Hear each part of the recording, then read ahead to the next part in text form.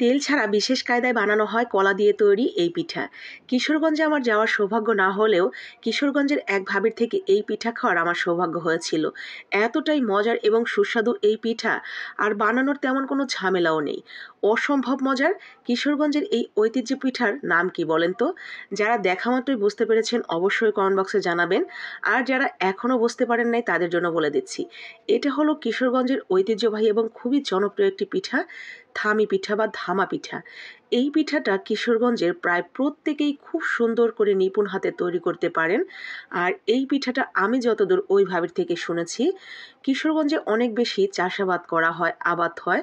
মা বোনেরা যখন নতুন ধান ঘরে তুলে সেই ধান সিদ্ধ করার সময় ধানের পাতিলের মুখে একটা কাপড় বেঁধে এই পিঠাটা ভাপ দেওয়ার জন্য বসিয়ে দেওয়া হয়। নতুন ধান ঘরে তোলার আনন্দ এবং কাজের ফাঁকে ফাঁকে ক্ষুধা নিবারণের জন্য খাওয়া হয় এই সুন্দর মজাদার ঐতিহ্যবাহী কলা দিয়ে তৈরি থামি পিঠা বা ধামা পিঠা। অসম্ভব মজার।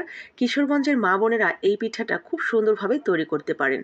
আমি কিন্তু শুধুমাত্র পিঠা খেতে পছন্দ করি এবং আপনাদের সাথে বিভিন্ন জেলার ঐতিহ্যবাহী রেসিপিগুলো আমি বিভিন্ন সময় তুলে ধরি। সেই সূত্রপাতে শুধুমাত্র একটু চেষ্টাটুকু করেছি।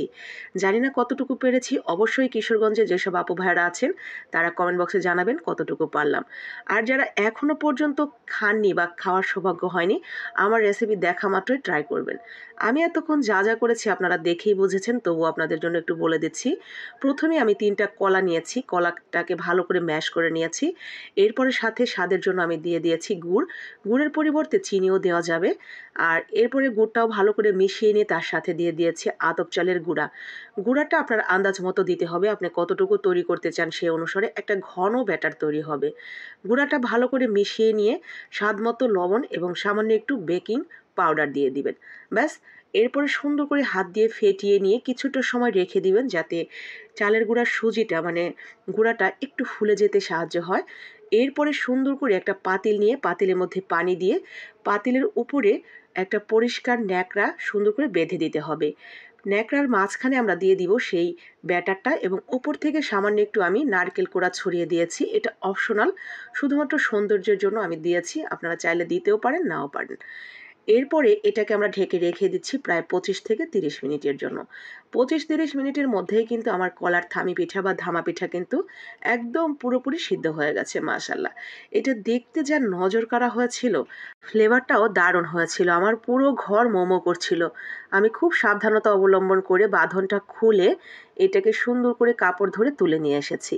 সুন্দরভাবে কাপড় থেকে খুলে গেছে, একদম কত সুন্দর লাগছে এটা দেখতে। দেখেছেন?